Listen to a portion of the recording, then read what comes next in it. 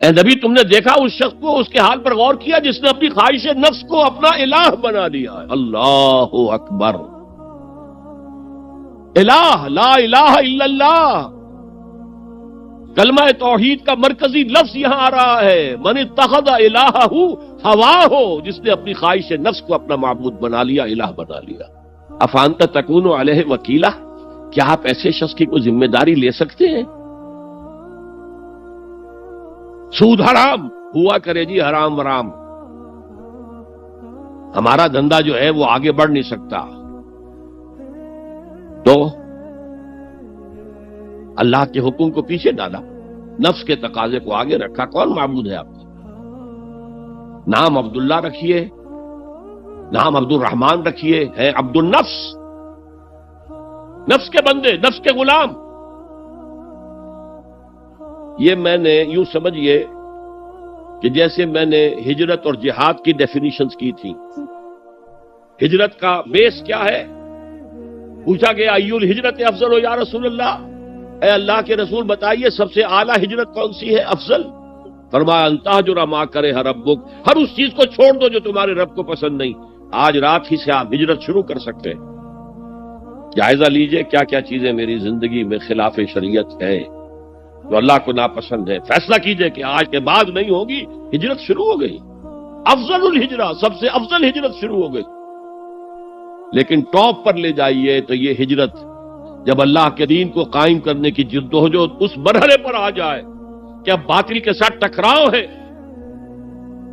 اور اب چاہیے کہ ساری قوت ایک مرکز پر جمع ہو جائے، ہجرت فرض کر دی گئی، وہ ہجرت گھر بار چھوڑ کر، اہل و عیال کو چھوڑ کر اور مکے کے بھیڑیوں کے رحم و کرم پر چھوڑ کر اپنے گھر والوں کو، جو لوگ ہجرت کر کے آئے، حکم تھا۔ ہجرت مدینہ فرض تھی، ہجرت حبشہ فرض نہیں تھی، صرف اجازت تھی کہ جن سے سختیاں نہیں جھیلی جا رہی مزید وہ چلے جائیں۔ تو ہجرت کا یہ ابتدائی نقطہ، انتہا یہ جہاد، المجاہد من جاہد نفسہ، جہاد تو یہاں سے شروع ہو گیا، اپنے نفس کے خلاف جہاد کرنا۔ صبح نفس نے کہا ابھی سو جاؤ، آپ نے نفس کی بات کو رد کیا، اپنا کمبل اٹھا کے پھینکا، اٹھے، وضو کیا، نماز کے لیے آپ مسجد چل دیے، آپ نے جہاد کیا نفس کے خلاف۔ یہ افضل الجہاد ہے، اور سب سے چوٹی اوپر یہ ہے کہ جب وہ حق و باطل کی جنگ ہو تو جان ہتھیلی پر رکھ کر میدان میں حاضر ہوتا۔ اسی طرح یہ جو شرک فی الاطاعت ہے، میں نے آپ کو اس کی ابتدا بھی بتا دی انفرادی سطح پر۔ افرأیت من اتخذ الہہ ہواہ افانت تکون علیہ وکیلا، کیا تم نے غور کیا اس شخص کی حالت پر جس نے اپنی خواہش نفس کو اپنا معبود بنا لیا، الہ بنا لیا، کہہ رہا ہے لا الہ الا اللہ، لا الہ الا اللہ، لیکن الہ تو اس کا نفس ہے۔ اب اس کو انتہا پر لے جائیے۔ عہد حاضر کا سب سے بڑا شرک، سب سے بڑا شرک، سب سے بڑا شرک عوامی حاکمیت کا تصور ہے۔ حاکم اللہ کے سوا کوئی نہیں، ان الحکم الا للہ۔ ظاہر بات ہے فرعون نے اگر دعویٰ کیا تھا میں تمہارا خدا ہوں، انا ربکم الاعلی، تو کیا اس کا مطلب یہ تھا کائنات میں نے پیدا کی ہے، تمہیں میں نے پیدا کی ہے؟ ذرا سوچئے، کیا وہ بزرگ موجود نہیں ہوں گے جنہوں نے اسے دیکھا ہو کہ آج اس کی ولادت ہوئی تھی، کل اس کی کوئی اور سیریمنی ہوئی تھی؟ یہ کیسے دعویٰ کیا تھا؟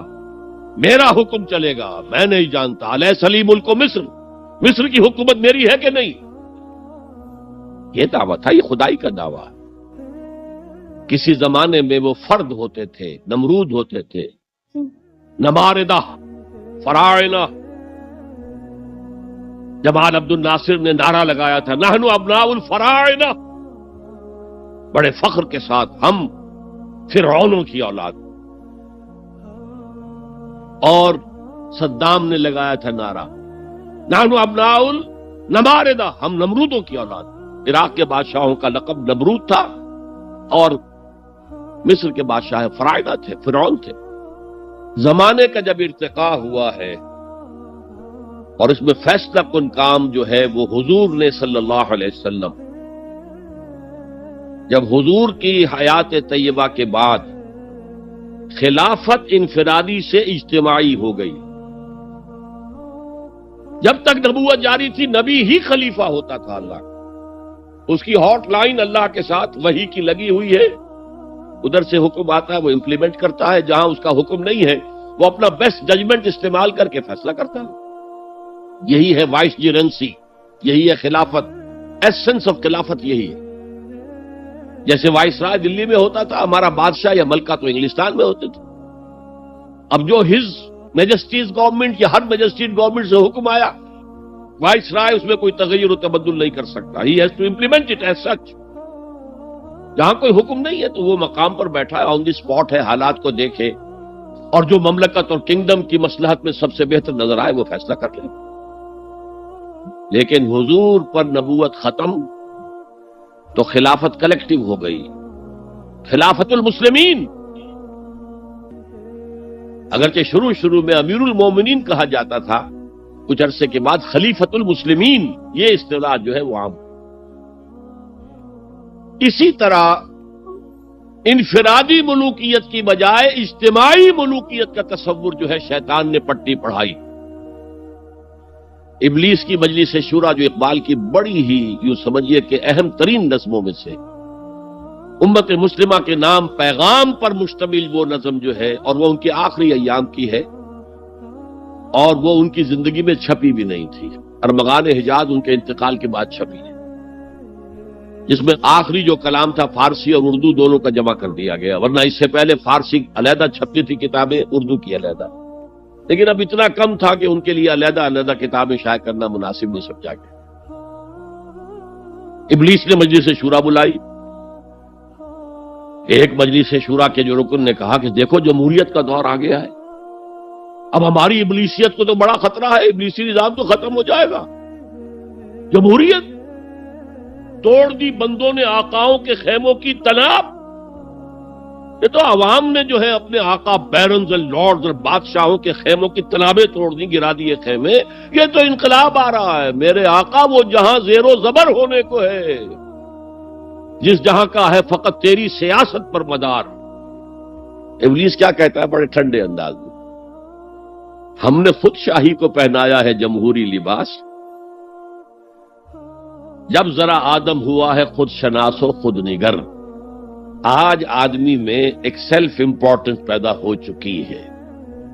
یہ بادشاہ کون ہوتے ہیں جو ہمارے سروں پر مسلط ہے، محلوں میں رہتے ہیں، عیش کرتے ہیں، جو خون پسینہ جو ہے وہ کسان کر رہا ہے، ابھی انڈسٹریل ریولوشن تو نہیں ہوا تھا، وہ ساری بات جو تھی وہ زرعی معیشت تھی، خون پسینہ وہ کرتا ہے، فصل میں سے لائنز شیئر آ کر بیرن اور لارڈ وہ لے گیا، اور اس میں سے ایک حصہ اس نے بادشاہ کو پہنچایا، ایک اپنے پاس رکھا، ظالمانہ نظام ہے۔ تو ہم نے دیکھا کہ انسانوں میں کچھ شعور پیدا ہو گیا، خود شعوری، تو ہم نے ملوکیت کو ڈھال دیا نئے سانچے میں، ہم نے خود شاہی کو پہنایا ہے جمہوری لباس۔ وہ گندگی جو فرعون کے سر پر ٹنوں کے حساب سے رکھی ہوئی تھی، ہم نے کہا تولا تولا سب میں تقسیم کر دو، ایک ایک ووٹ سب کے ہاتھ میں دے دو اور کہہ دو تم حاکم ہو۔ ہم نے خود شاہی کو پہنایا ہے جمہوری لباس، جب ذرا آدم ہوا ہے خود شناس و خود نگر۔ تو نے کیا دیکھا نہیں مغرب کا جمہوری نظام، چہرہ روشن اندروں چنگیز سے تاریک تر۔ It is the dictatorship of the capitalist, جسے جمہوریت کا نام دیا جا رہا ہے، کھیل ہے، تماشا ہے۔ تو آج کی دنیا کا سب سے بڑا شرک اسے کوئی جانتا ہی نہیں، وہ شرک فی العقیدہ ان کو معلوم ہے، اور اس کے اوپر فتوے بھی وہ لگا دیں گے۔ کوئی قبر کے سامنے کھڑے ہو کر کوئی دعا کر رہا ہے، کسی کو رکوع کر لیا، کسی نے سجدہ کر لیا، تو خیر ٹھیک ہے، وہ تو ایک شرک جلی ہو رہا ہے، وہ تو معلوم ہے، اس کی نفی ہو رہی ہے۔ لیکن یہ وہ تھے شرک جو پہلے تھے، آج کا شرک بالکل اور ہے۔ آج کا شرک دو میں گنوا دیتا ہوں آپ کو، ایک ہے عوامی حاکمیت کا تصور، ایک ہے مادہ پرستی کا تصور۔ مادے پر سارا توکل اور اعتماد ہے، اللہ پر کہاں توکل رہا، کہاں اعتماد رہا۔ میٹیریلزم یہ ایک مذہب ہے، یہ ایک فلسفہ ہے۔ بہرحال اطاعت کے ضمن میں شرک فی الاطاعت کیا ہے؟ انفرادی سطح پر نفس پرستی، نفس کو اپنا معبود بنا لینا. اجتماعی سطح پر عوام کی حاکمیت، بدترین شرک. اب آئیے محبت، شرک فی المحبت کیا ہے؟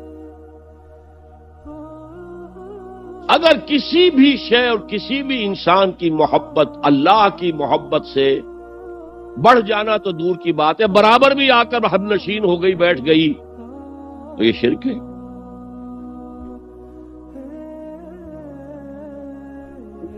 والذین آمنوا اشد حبا للہ، جب تک اشد محبت آپ میں اللہ کی نہیں ہوگی. اگر کوئی اور شے محبوب ہے تو من الناس من یتخذ من دون اللہ اندادا یحبونہم کحب اللہ، لوگوں میں سے ایسے بھی ہیں جنہوں نے اللہ کو چھوڑ کر کسی اور چیزوں کو مد مقابل بنا لیا ہے، ان سے وہ محبت کرتے ہیں جو اللہ سے کرنی چاہیے تھی. توحید کا تقاضا ہے لا محبوب الا اللہ، لا مطلوب الا اللہ، لا مقصود الا اللہ. مقصود و مطلوب اور محبوب حقیقی اللہ کے سوا کوئی. اور وہ آیت میں آپ کو سنا چکا ہوں، سورہ توبہ کی آیت نمبر 24، انتہائی لرزا دینے والی آیت. قل ان کان آباؤکم وابناؤکم واخوانکم وازواجکم وعشیرتکم واموال اقترفتموها وتجارۃ تخشون کسادها ومساکن ترضونها احب الیکم من اللہ ورسولہ وجہاد فی سبیلہ فتربصوا حتی یاتی اللہ بامرہ واللہ لا یہدی القوم الفاسقین. اے نبی ان کے کان کھول دیجئے، اچھی طرح سنا دیجئے کہ اے لوگوں، اے ایمان کے دعوے داروں، اگر تمہیں اپنے باپ، اپنے بیٹے، اپنے بھائی، اپنی بیویاں یا بیویوں کے لیے شوہر اور اپنے رشتہ دار اور اپنے وہ مال جو بڑی محنت سے کما کر کھتے بھرے ہوئے ہیں اور اپنی وہ تجارت جس کی کساد بازاری کا تمہیں اندیشہ رہتا ہے مندہ نہ ہو جائے، اور اپنے وہ محل، اپنی حویلیاں جو تم نے تعمیر کی ہیں اور بہت تمہیں محبوب ہیں، انہیں خوب فرنش کیا ہے، اگر یہ 8 چیزیں محبوب تر ہیں اللہ سے اور اللہ کے رسول سے اور اللہ کی راہ میں جہاد سے، تو جاؤ دفع ہو جاؤ، وہاں بیٹھ کر انتظار کرو یہاں تک کہ اللہ اپنا فیصلہ سنا دے. اور اللہ ایسے فاسقوں کو کبھی ہدایت نہیں دیتا. 8 چیزیں. اقبال نے بہت خوب کہا ہے، یہ مال و دولت دنیا، یہ رشتہ و پیوند، 5 قریب ترین رشتے آ گئے، باپ، بیٹا، بھائی، زوجین اور رشتہ دار. رشتہ و پیوند یہ جوڑنے والا ہے. اور مال و دولت دنیا کی 3 شکلیں آ گئیں. دولت جو آپ اپنی بیلنس شیٹ کو دیکھ دیکھ کر آپ اس پہ خوش ہوتے، اب ہمارے ایسٹس کی یہ قیمت ہو گئی ہے اب.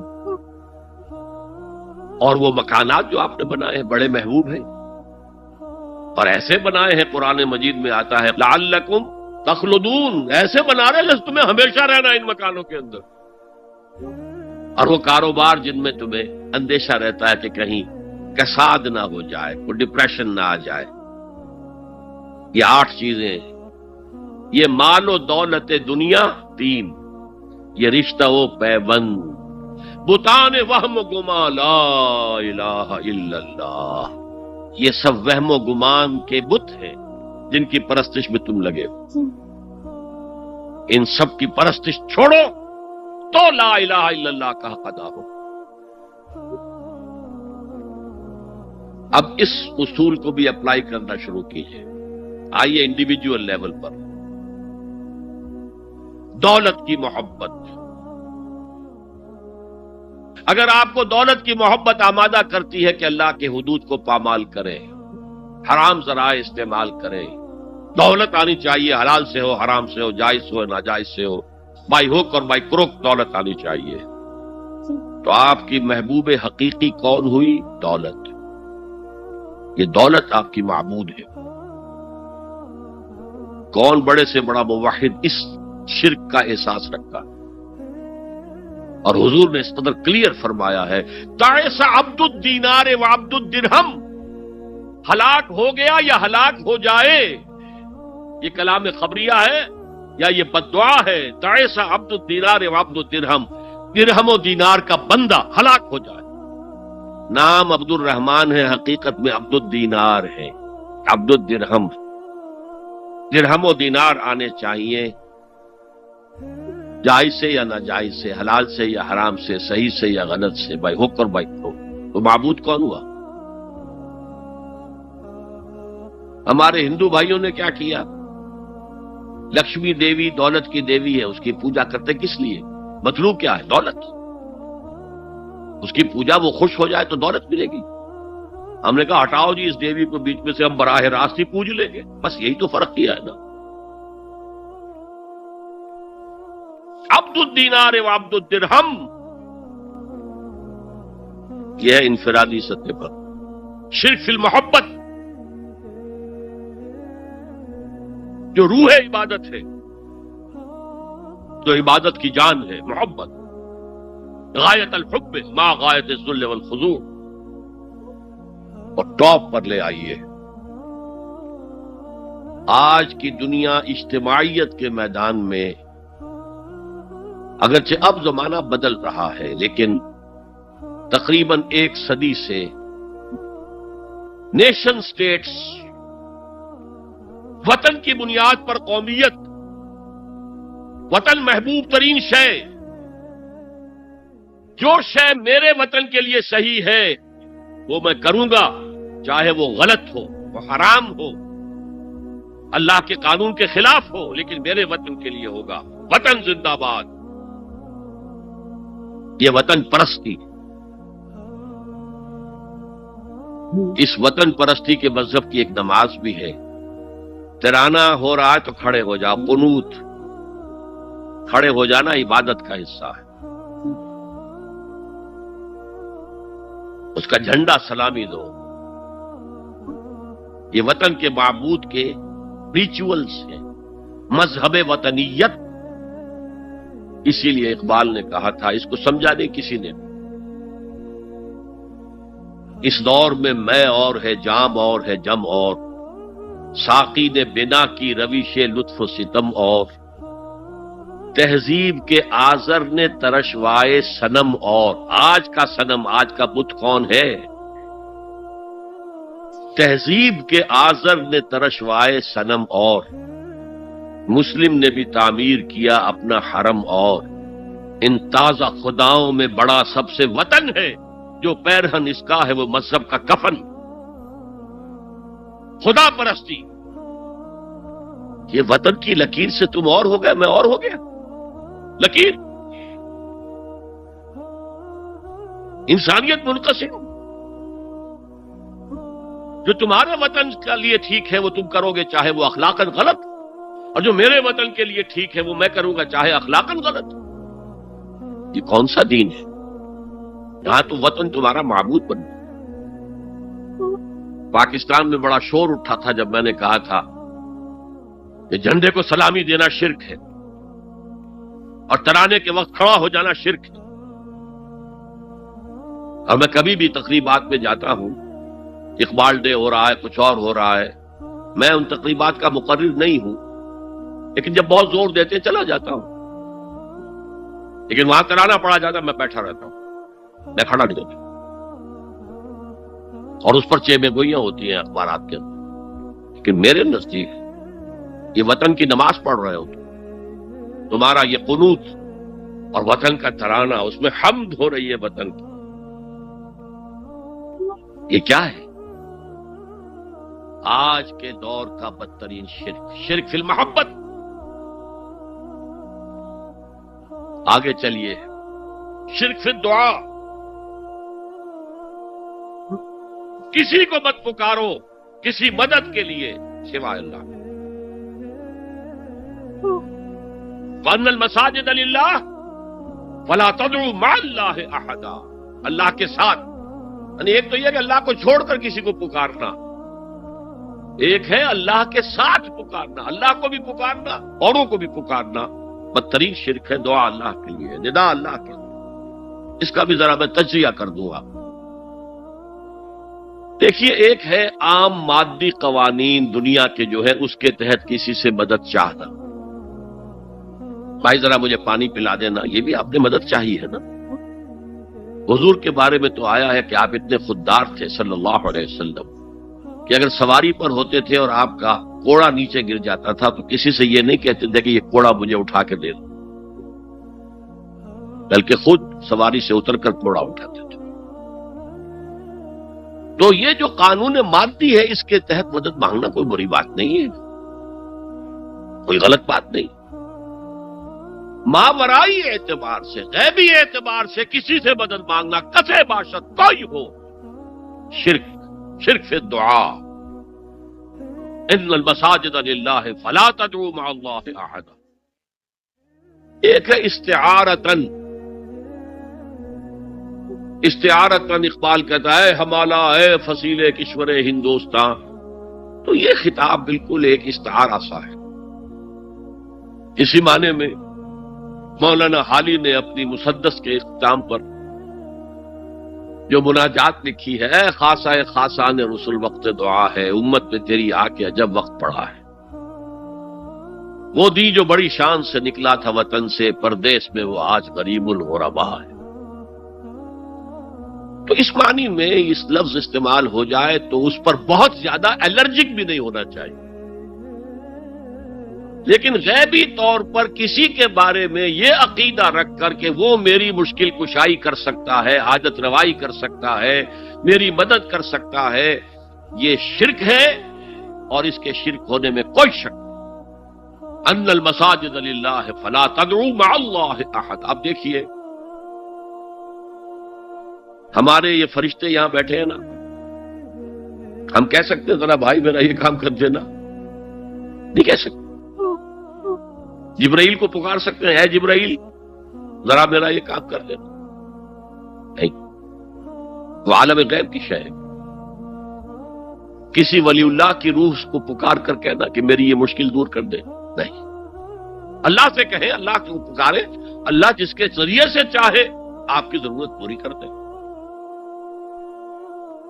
اس ضمن میں کہوں گا کہ شاہ ولی اللہ دہلوی نے ایک بات کہی ہے، اگرچہ مجھے اس کی کوئی دلیل اپنے طور پر انڈیپینڈنٹلی کتاب و سنت میں نہیں ملی ہے، لیکن شاہ صاحب کا ایک مقام مرتبہ ہے جو میری نگاہ میں بہت بلند ہے. میرے نزدیک دو عظیم شخصیتیں عالم اسلام کی، امام ابن تیمیہ اور امام غزالی کو جمع کریں تو شاہ ولی اللہ بنتے ہیں. اتنی عظیم شخصیت. انہوں نے یہ لکھا ہے کہ جو اللہ کے برگزیدہ بندے ہوتے ہیں، اولیاء اللہ، اللہ تعالیٰ ان کی ارواح کو ان کے فوت ہونے کے بعد ملائکہ کے طبقہ اسفل میں شامل کر دیتے ہیں، اور وہ بھی جس طرح وہ ملائکہ اللہ کے احکام کی زمین میں تنفیذ کر رہے ہیں وہ بھی اسی کام میں لگ جاتے ہیں. میں نے عرض کیا کہ میرے پاس انڈیپینڈنٹلی کوئی دلیل نہیں ہے اس کے حق میں، لیکن شاہ صاحب کا فرمانا خود میرے لیے ایک درجے میں دلیل ہے. لیکن یہاں ایک تو یہ نوٹ کرنے کا، ملائکہ کا طبقہ اسفل، ملائکہ کا سب سے نچلا طبقہ، اور اللہ کے حکم کی تنفیذ کرتے تو فرشتے کر رہے ہیں، وہ بھی ہوں. ہمیں سے کیا غرض ہے؟ ہم نہ فرشتے کو پکار سکتے ہیں اور نہ کسی ولی اللہ کو پکار سکتے. پکارو اللہ کو. قال ربکم ادعونی استجب لکم ان الذین یستکبرون عن عبادتی سیدخلون جہنم داخرین. تمہارا رب کہتا ہے مجھے پکارو، مجھ سے مانگو، میں تمہیں دوں گا، تمہاری دعا سنوں گا، قبول کروں گا. اور جو بربنائے تکبر مجھ سے نہیں مانگتے وہ جہنم میں داخل ہوں گے، ذلیل و خوار ہوں گے. حضور نے ایک بات، مجھے متن یاد نہیں ہے، بہت پیاری فرمائی. دیکھو انسانوں سے تم مانگتے ہو کچھ تو ایک دفعہ تو اس کے ماتھے پر، تیوری پر بل پڑ ہی جاتا ہے، یہ کیوں میرے سامنے ہاتھ سوال کیا، کیوں مجھ سے مانگ رہا ہے. چلیے بعد میں کچھ وہ دے ہی دے، ناگوار گزرتا ہے. ارے اس سے مانگو جو کہتا ہے کہ مجھ سے مانگو اور میں دوں گا. وہ نہ مانگنے پہ ناراض ہے، اس سے نہیں مانگتے. رات کے آخری ساعتوں میں، یا جسے آپ کہتے ہیں the small hours of the morning، حدیث میں آتا اللہ نزول اجلال فرماتے، جس کو ہم نہیں جانتے کیسے نزول ہوتا ہے، ذات باری تعالیٰ اور اس کے متعلقات کے بارے میں جو بات آ گئی قرآن میں حدیث میں وہ ہم مانتے ہیں، کیسا یہ ہم نہیں جانتے، اس کا ہاتھ ہے کیسا ہے ہم نہیں جانتے، اس کا چہرہ ہے کیسا ہے ہم نہیں جانتے، اس کی ساق ہے، اس کی پنڈلی ہے کیسی ہم نہیں جانتے، وہ سنتا ہے کیسے سنتا ہے ہم نہیں جانتے، کیا اس کے کان ہیں، کیا اسے بھی ساؤنڈ ویوز کی ضرورت ہے سننے کے لیے، وہ دیکھتا ہے کیسے دیکھتا ہے ہم نہیں جانتے، وہ اترتا ہے کیسے اترتا ہے ہم نہیں جانتے، جو قرآن میں آ گیا حدیث میں آ گیا مان لیجئے بس، باقی یہ متشابہات میں سے ہے، اس کی کھود کرید میں پڑو گے تو فتنے میں مبتلا ہو جاؤ، ابتغاء الفتنۃ وابتغاء تاویلہ۔ لہذا حدیث میں آتا ہے کہ رات کی آخری ساعتوں میں اللہ سمائے دنیا تک نزول فرماتے ہیں، اور پھر ندا لگتی ہے حل من سائل فاعطیہ، ہے کوئی سوال کرنے والا مانگنے والا کہ میں اسے دوں، حل من مستغفر فاغفر لہ، ہے کوئی گناہوں کی معافی چاہنے والا کہ میں اسے معاف کر دوں، ہم انٹا غفیل سو رہے، ہم تو مائل بکرم ہیں، کوئی سائل ہی نہیں، راہ دکھلائیں کسے، رہنم منزل ہی نہیں، راہ کسے دکھا، اللہ کے راستے پر چلنے کا فیصلہ کرو، اللہ کی راہ میں جہاد کا فیصلہ کرو، پھر اللہ راستہ کھولے گا، والذین جاہدوا فینا لنہدینہم سبلنا، وہ لوگ کہ جو ہمارے راستے میں جہاد کریں، محنت کریں، مشقتیں کریں، ہم لازماً ان پر اپنے راستے کھولتے چلے جائیں۔ وہ دعا شرک فی الدعا، مانگو صرف اللہ سے، اللہ سے، اللہ سے، وہ چاہے کسی فرشتے کے ذریعے، چاہے کسی فوت شدہ ولی اللہ کی روح کے ذریعے سے، چاہے کسی کو بھی نہیں، براہ راست اپنے حکم سے، اس کی تو قدرت ہے جو چاہے کرے، کن فیکون، وہ جیسے بھی ہو وہ آپ کی ضرورت پوری کرے گا، وہی ہے جو کہ مشکلات کو حل کرنے والا ہے، وہی ہے کہ رزق دینے والا ہے، وہی ہے جو مرض سے شفا دینے والا ہے، پکارو اسی کو، مانگو اسی سے۔ اب آئیے کچھ مراسم عبودیت ہوتے ہیں، مراسم رسم کہتے ہیں کسی چیز کی ظاہری شکل کو، رہ گئی رسم ازاں روح بلالی نہ رہی، فلسفہ رہ گیا تلقین غزالی نہ رہی، یہ قرآن کا بھی ہم اسے رسم الخط کہتے ہیں، رسم الخط، اور یہ حضرت عثمان کے زمانے میں فائنل ہوا ہے کہ یہ اس طریقے سے لکھا جائے۔ تو عبدیت کے اظہار کے لیے کچھ رسومات ہیں، جس میں سے ایک پر گفتگو ہو چکی، قنوت، والقانتین والقانتات، یہ جو ہے اللہ کے حضور میں چاہے ہاتھ باندھے چاہے ہاتھ کھلے، لیکن ذرا جھک کر گردن میں خم کر کے کھڑے ہونا، یہ نماز کے اندر جو قنوت ہے یہ قنوت ہے، یہ بھی اپنی عاجزی کا اظہار ہے، عجز اور تذلل۔ وہ جو ابن قیم کی میں نے ڈیفینیشن آپ کو بتائی، العبادت تجمع اصلین، غایت الحب وغایت الذل والخضوع، حد درجے میں اللہ کے سامنے بچ جانا، جھک جانا، گر جانا، رکوع، سجدہ اللہ کے سوا کسی کے لیے نہیں۔ اور اس معاملے میں دین محمدی جو اپنی تکمیل کو پہنچ گیا، الیوم اکملت لکم دینکم واتممت علیکم نعمتی ورضیت لکم الاسلام دینا، حضور کی بعثت سے قبل سجدہ تعظیمی جائز تھا،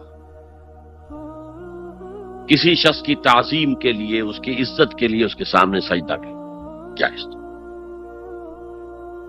حضرت یوسف کے سامنے ان کے والدین اور 11 بھائی سجدے میں گر گئے، بچپن میں خواب دیکھا تھا اور 40-50 سال بعد اس کی تعبیر بالفعل ایک اس واقعے کے طور پر سامنے آ گئی، سجدہ کرنا۔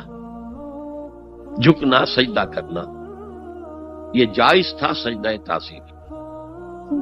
حضور پر شریعت مکمل، توحید مکمل، اب ہر نوع کا سجدہ حرام مطلق ہے سوائے اللہ کے کسی کو۔ ہمارے مسلمانوں نے بھی اپنے دور ملوکیت میں سجدہ تعظیمی شروع کرا، عدالت کے اندر بادشاہ کے دربار میں جا رہے تو سجدہ، سر جھکا کر رکوع کی حالت میں۔ یا آپ کے پڑوس میں جو حیدرآباد کی ریاست تھی، سلام کیسے کرتے تھے، کتنے جھکتے تھے، اور پھر وہ جھک کر وہ سلام ہو رہے۔ یہ مشرکانہ فعل ہے، مغلیہ دربار میں بھی تھا۔ شیخ احمد سرہندی رحمت اللہ علیہ نے کہا غلط ہے، حرام ہے، جائز نہیں۔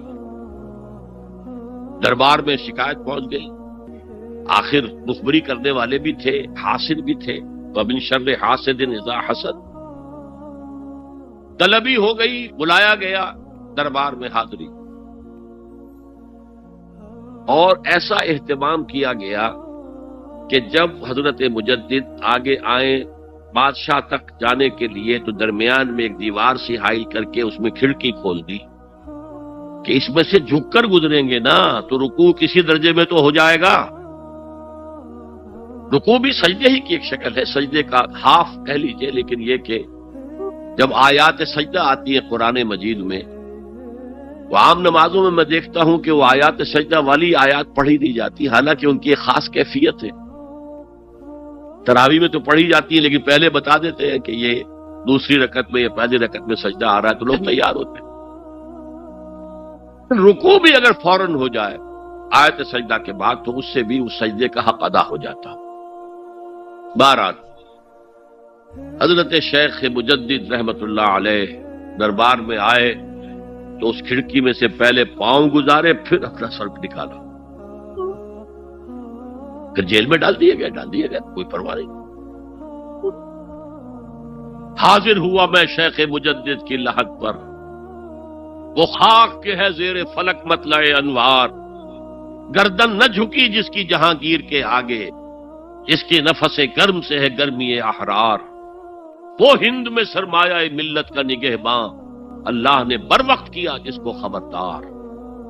دین الہی، دین محمدی کے خاتمے کا اعلان تھا۔ اب بڑے بڑے مولویوں نے یہ اکبر کو سبق پڑھایا تھا، بڑے مولوی، درباری مولوی، انہوں نے سبق پڑھایا تھا۔ اللہ کا ایک دن 1000 برس کا ہوتا ہے، اور اللہ کا ہر معاملہ 1000 سال تک ہوتا ہے۔ اب 1000 سال ہو گئے محمد کی رسالت کو، ان کی رسالت کا دور ختم صلی اللہ علیہ وسلم۔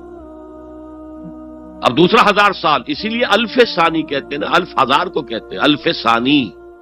یہ دوسرا 1000واں سال جو شروع ہو گیا ہے، اس میں ایک نئے دین کی ضرورت ہے، وہ دین اکبری ہے، دین الہی ہے۔ اور دین الہی کیا تھا؟ یہ ایک بہت بڑی سیاسی تدبیر تھی، اصل میں بہت بڑی سیاسی تدبیر، اور اس کا ظہور بعد میں بھی ہوا ہے ہندوستان کی سرزمین میں۔ وہ یہ کہ ہندوستان کی ترقی میں جو چیز سب سے بڑی رکاوٹ ہے وہ مذہبی اختلافات ہیں۔ لہذا ایسا کرو، سارے مذاہب جو ہیں اسے ہاون دستے میں ڈالو، کوٹ کوٹ کے چورا چورا کر کے بناؤ صفوف، اور یہ مذہب سب کا ہو جائے تو مذہبی اختلافات ختم ہو جائے۔ دوسری بات ان کی سمجھ میں یہ آ گئی کہ اصل میں اختلاف رسالت اور شریعت کی بنیاد پر ہوتے ہیں، لہذا دین الہی بس خدا کو مانو، بس رسالت وغیرہ کو چھوڑو۔ خدا تو سب کا رب ہے، اسے آپ پرماتما کہہ لے، مہادیو کہہ لے، جو چاہے کہہ لے، اللہ کہہ لے، رام کہہ لے، قل ادعوا اللہ الرحمن ایما تدعوا فلہ الاسماء الحسنی۔ قرآن کہتا ہے تم اللہ کہہ کر پکار لو یا رحمان کہہ کر پکار لو، جس کو بھی تم پکار رہے ہو یہ جان لو کہ تمام اچھے نام اسی کے۔ یہ فلسفہ تھا بہت گہرا، وہ جاہل تھا، ان پڑھ تھا، لیکن بہت بڑا سیاستدان تھا اکبر، اس میں کوئی شک نہیں۔ لیکن یہ کہ اگر ایک حکومت، اور جو سب سے بڑا مغل اعظم جس کو کہتے ہیں، اس کے زمانے میں مسلمانان ہند جو ہیں سیاسی اعتبار سے اپنے عروج پر تھے، لیکن دینی اعتبار سے پاتال کا معاملہ آ گیا تھا. دین محمدی ختم. 1000 سال کا ایک دن ہے اور وہ ختم ہو چکا. اللہ نے اٹھایا مجدد الفسانی رحمت اللہ علیہ اور ان کی درویشانہ مساعی کے ذریعے سے. اب دیکھیے اس زمانے میں تصوف کے ذریعے سے سب سے بڑا شرک آ رہا تھا. وحدت الوجود کی ایسی تعبیرات ہو رہی تھی جو ہماؤست بن گئی تھی. ہماؤست اور وحدت الوجود کے درمیان تو زمین آسمان کا فرق ہے. ہماؤست میں کائنات حقیقی ہے، خدا اس میں حل ہو چکا ہے، اس کے اندر ظاہر ہو گیا. اور وحدت الوجود میں وجود حقیقی صرف اللہ کا ہے، اس کائنات کا وجود کوئی ہے ہی نہیں حقیقت میں. لیکن یہ ختم ہو رہا تھا. اس پہلو سے مجدد الفسانی کے مجدد اعظم کو اللہ نے کھڑا کیا. شیخ احمد حضرت عمر کی اولاد سے تھے، فاروقی تھے. شاہ ولی اللہ بھی فاروقی تھے. رگے فاروقیم کہتے ہیں شیخ احمد سندھی، میری فاروقی رگ پھڑکتی ہے اس پر. اس کے نتیجے میں وہ دین الہی کا خاتمہ ہوا. بعد میں ہمارے ہاں یہ آیا ہے ہندوستان میں برہمو سماج، برہمو سماج. اور گاندھی جی بھی اسی فلسفے کے قائل تھے، وحدت ادیان کے. اور یہ سیاسی اعتبار سے بہت اونچی ذہنی سطح کی غمازی کرنے والی بات ہے کہ ہندوستان کے اندر کے یہ مذہبی اختلافات کو اگر ہم کسی طرح کھرل کر کے ختم کر دیں، ہاون دستہ میں ڈال کے کر دیں، تو پھر یہ کہ یہاں ترقی ہی ترقی. بہرحال سجدہ گردن نہ جھکی جس کی جہانگیر کے آگے، جس کے نفس گرم سے ہے گرمی احرار. وہ ہند میں سرمایہ ملت کا نگہباں، اللہ نے بر وقت کیا جس کو خبردار. تو ہم نے شرک فی العبادت میں پہلے بات کی شرک فی الاطاعت. انفرادی سطح پر نفس معبود، اجتماعی سطح پر عوام کی حاکمیت. بدترین شرک اس دور کا، عظیم ترین شرک. اتنے بڑے پیمانے کا شرک کبھی نہیں ہوا دنیا میں. اس کے بعد شرک فی المحبت، مال کی محبت، تعس عبد الدینار و عبد الدرہم. وطن کی محبت یا کسی اور شے کی محبت، اگر وہ اللہ کی محبت کے برابر بھی آ جائے، بڑھ جائے تو اور بھی بڑی بات کہنی پڑے گی. لیکن ہمارے پاس شرک سے اوپر کی اصطلاح کوئی نہیں. پھر شرک دعا، اللہ کے سوا کسی اور سے حاجت روائی کے لیے، مشکل کشائی کے لیے پکارنا کسی. پھر شرک فی المراسم العبودیہ، قنوت ہے، رکوع ہے، سجود ہے. یہ ذل والخضوع کی، کسی کے سامنے جھک جانے کی ایک علامت ہے، سمبل. اب آخری ہے اس میں اخلاص. اور اخلاص کی ضد کیا ہے؟ ریاکاری. کوئی عبادت اگر دکھاوے کے لیے کی جائے وہ شرک. یہ شرک خفی کہلاتا ہے. مال کی محبت کا شرک بھی شرک خفی ہے. نفس کی اطاعت کا شرک بھی شرک خفی ہے. اور یہ سب سے خفی شرک ہے. حضور نے فرمایا صلی اللہ علیہ وسلم، من صلی یرائی فقد اشرکا ومن صام یرائی فقد اشرکا ومن تصدق یرائی فقد اشرکا. جس نے دکھانے کے لیے نماز پڑھی اس نے شرک کر لیا. جس نے دکھاوے کے لیے روزہ رکھا اس نے شرک کر لیا. جس نے دکھاوے کے لیے خیرات کی، صدقات دیے، وہ شرک کر چکا. قد اشرکا، قد اشرکا. یہ عربی کے مزاج سے واقفیت ہو، فعل ماضی پر قد جو ہے تو وہ پرفیکٹ ٹینس بن جاتا ہے. کر چکا، وہ شرک میں ملوث ہو چکا. من صلی یرائی فقد اشرکا ومن صام یرائی فقد اشرکا ومن تصدق یرائی فقد اشرکا. اور تجزیہ کر کے یہاں تک بتایا کہ اگر کوئی شخص نماز پڑھ رہا ہو اور جب وہ یہ دیکھے کہ کوئی اسے دیکھ رہا ہے تو اپنے سجدے کو طویل کر دے تو یہ شرک ہے۔ فرض کیجئے 5 سیکنڈ کا سجدہ وہ کر رہا تھا، اب اس نے 7 سیکنڈ کا کیا ہے، یہ 2 سیکنڈ کس کے لیے ہے؟ اس ایک سجدے کے 2 مسجود ہو گئے، تو 5 سیکنڈ کا سجدہ تو اللہ کے لیے، 2 اس کے لیے شرک ہو گئے۔ ایک اور بات فرمائی صلی اللہ علیہ وسلم، شرک خفی کو پہچاننا اور دیکھنا اتنا ہی مشکل ہے جتنا کہ کسی سیاہ شب میں، تاریک رات میں، کسی سیاہ پتھر پر چلنے والی سیاہ چیونٹی کو دیکھنا مشکل۔ تشبیہ کا بلاغت اور فساد کی انتہا ہے، جیسے میں نے عرض کیا تھا کہ ایک جوڑے کی 2 جوتیوں کے مابین جو مشابہت ہے، امت مسلمہ اور سابقہ امت بنی اسرائیل کی، ان کے اوپر جو حالات وارد ہوئے ان میں وہی مشابہت۔ تاریک شب ہے، سیاہ پتھر ہے، اس پر سیاہ چیونٹی رینگ رہی ہے، جتنا اس کو دیکھنا مشکل ہے اتنا ہی شرک خفی کو پہچاننا مشکل۔ کدھر کدھر سے آپ پر حملہ آور ہو جائے گا، کدھر کدھر سے آ کر آپ کی عبادت میں، آپ کی توحید میں نقب لگائے گا، اس کا آپ کو اندازہ ہو نہیں سکتا۔ بڑا مشکل ہے، بہت زیادہ چوکس رہنے کی ضرورت ہے۔ اور اس کا علاج بتایا گیا ہے خاص طور پر عبادات کے ضمن میں، کہ کچھ نہ کچھ عبادت نفل بھی کی جائے، اور نفل عبادت اس طور سے کی جائے کہ کسی کو پتہ نہ چلے۔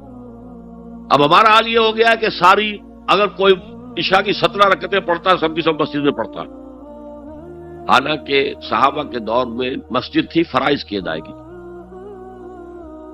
باقی جا کر نماز گھر میں پڑھو گے وہ افضل ہے۔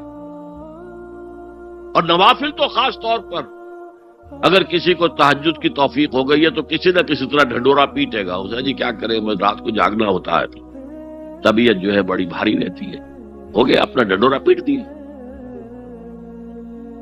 تو اس سے تو مرض اور 2 آتشا ہو جائے گا، ریاکاری اور بڑھ جائے گا۔ اسی طریقے سے صدقات نافلہ فرمایا ایسے دو کہ داہنا ہاتھ جو کچھ دے بائیں ہاتھ کو پتہ نہ چلے، کسی کو پتہ نہ چلے۔ اس سے وہ ریاکاری کی جڑیں کٹتی ہیں، ریاکاری کی جڑیں جو ہیں دل کے اندر سے کٹتی ہیں۔ یہ علاج ہے ریاکاری کا، لیکن ریاکاری شرک ہے۔ اب میں آخری بات پر آ رہا ہوں۔ آپ نے سوچا ہوگا کہ اس تجزیے کے تحت تو ہر گناہ جو ہے ادنا سے ادنا گناہ بھی شرک ہے۔ فجر کی نماز کے وقت اگر اٹھ کے نہیں گئے اور چادر یا کمبل کو سیدھا کر کے لیٹ گئے تو یہ شرک ہے۔ پھر کون سے گناہ ہے جو اللہ معاف کرے گا؟ یہ جو میں نے آیت آپ کو 2 دفعہ جو آئی ہے سورہ نساء میں سنائی، ان اللہ لا یغفر ان یشرک بہ ویغفر ما دون ذلک لمن یشاء، اللہ تعالیٰ اس کو تو ہرگز نہیں بخشے گا کہ اس کے ساتھ شرک کیا جائے، البتہ اس سے کم تر جس کو چاہے گا بخش دے۔ تو جان لیجئے یہ جو باریک تجزیہ میں نے کر کے بتایا ہے یہ اپنی جگہ 100% درست ہے، لیکن ان میں جو یہ چیزیں ہیں، کوئی کوتاہی ہو گئی، کوئی گناہ ہو گیا، کوئی شریعت کی مخالفت ہو گئی، نفس کے کسی اس وقت کے دباؤ میں آ کر یہ گناہ شمار ہوں گے اگر یہ آپ کی طبیعت ثانیہ نہ بن جائے۔ اگر یہ آپ کی سیکنڈ نیچر بن گئے تو ایک گناہ بھی ساری تباہی لانے کے لیے کافی ہے۔ اگر آپ نے ڈیرے ڈال دیے، غلطی ہو گئی، معافی مانگو، توبہ کرو، استغفار کرو، اللہ صاف کر دے گا۔ نہیں کرو گے تو پھر ایک گناہ پر بھی دوام اگر ہو گیا اور اس گناہ نے ایک نے بھی تمہارا احاطہ کر لیا تو وہ جہنم میں خلود کی وعید قرآن میں آئی ہے۔ بلا من کسب سیئۃ واحاطت به خطیئتہ فاولئک اصحاب النار هم فیہا خالدون۔ جو نہیں جس نے کوئی ایک بھی بڑا گناہ، چھوٹا نہیں، یہ چھوٹے چھوٹے گناہ جو ہوتے رہتے ہیں، گناہ کبیرہ، لمم جن کو کہا گیا ہے، اس کی اللہ تعالیٰ کے ہاں پکڑ نہیں ہے، بلکہ وضو کرتے ہیں تو ہاتھوں کے اس طرح کے گناہ وہ دھل جاتے ہیں، آنکھوں کے گناہ دھل جاتے ہیں۔ گناہ کبیرہ اگر ایک